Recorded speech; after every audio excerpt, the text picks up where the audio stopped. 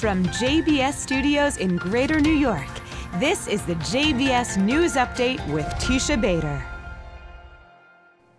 I'm Teisha Bader with the JBS News Update for Thursday, March the 28th, 2019. A delegation from Egypt is reported to have come to Israel yesterday in order to try and negotiate a potential ceasefire plan with terror group Hamas for an end to violence coming out of Gaza, including the recent rocket barrages on Israel. The Egyptians reportedly are going back and forth from Israel to Gaza and are expected to be back in Gaza tomorrow. Meanwhile, a high state of alert remains along the Gaza border today, with Israeli troops preparing for particularly violent riots tomorrow and Saturday, when Palestinians mark the one-year anniversary of the so-called March of Return protests. And more incendiary devices from Gaza were sent over the security fence today, after which an Israeli drone shot at a group of Palestinian terrorists who were launching the explosive devices. Airstrikes on what is believed to be an Iranian base in Syria are being blamed on Israel. Ammunition depots near the Aleppo airport were hit last night. There were several casualties reported of members of the Iranian armed forces as well as of Syrian guards. There has been no official comment from Israel on the incident, although Israeli Prime Minister Benjamin Netanyahu has acknowledged that IDF forces were striking Iranian military targets in Syria on a continuous basis. The United Nations Security Council condemned the recent decision by U.S. President Donald Trump to recognize Israeli sovereignty over the Golan Heights. The Council has 15 member states. The U.S. is one of its permanent members. All remaining 14 member states rejected the U.S. decision. Political coordinator for the U.S. mission to the United Nations, Rodney Hunter, defended the decision, telling the Council to allow the Golan Heights to be controlled by the Syrian and Iranian regimes would turn a blind eye to threats from a Syrian regime that engages in atrocities and from Iran and terrorist actors, including Hezbollah, seeking to use the Golan Heights as a launching ground for attacks on Israel. And Israel's ambassador to the UN, Dani Danon, reaffirmed that Israel would never leave the Golan, writing, "No nation in the world would give up strategic land to its most dangerous enemy."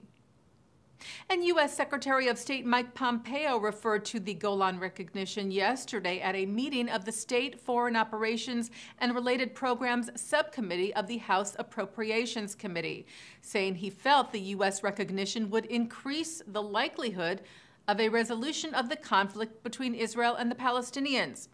And regarding the long-anticipated U.S. plan for peace between Israel and the Palestinians, Pompeo said it would do away with previous parameters. Pompeo said, "I'm very confident that what was tried before failed, and I'm optimistic that what we're doing will give us a better likelihood that we'll achieve the outcomes that would be better for both the people of Israel and the Palestinian people as well."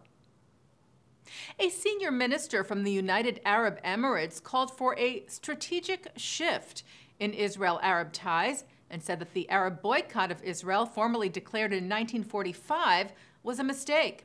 UAE Minister of State for Foreign Affairs Anwar Gargash told the local paper The National at a conference in Abu Dhabi that many years ago, when there was an Arab decision not to have contact with Israel, that was a very wrong decision, looking back.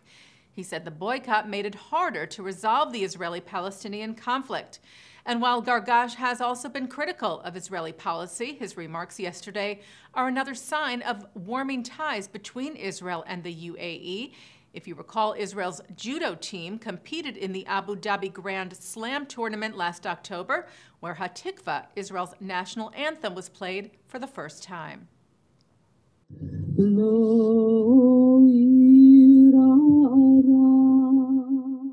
Well, over 900 people came to the Fall River Hebrew Cemetery in Fall River, Massachusetts, Tuesday evening to stand against anti-Semitism.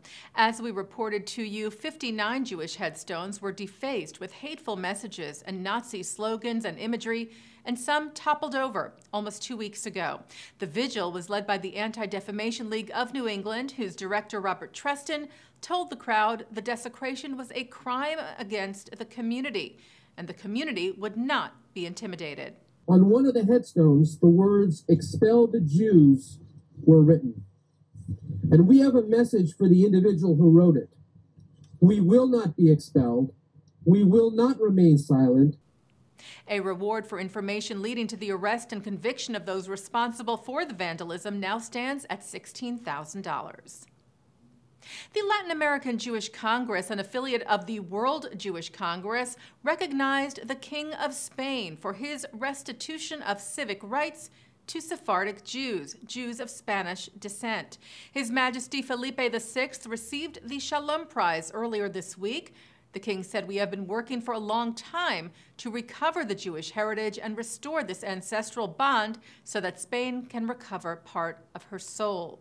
LAJC President Adrian Wertheim said the Spanish government's gesture to Sephardic Jews, including granting citizenship, is an example of the commitment to the reconstitution of the identity of those who were expelled dozens of generations ago. Taking a look now at our programming for tonight on JBS for Thursday, March the 28th at 7 o'clock, we bring you the closing plenary of the AIPAC National Policy Conference in Washington, with remarks from Prime Minister Netanyahu and from U.S. Ambassador to Israel David Friedman, as well as from Speaker of the House Nancy Pelosi, Senator Mitch McConnell, and Senator Robert Menendez. At 9 tonight, Mark Golub sits down with Israeli actor Yaakov Daniel on L'chaim. At 10, it's Episode 7 of A Touch Away. And coming up right after this newscast, it's the ILTV program, The Jewish World.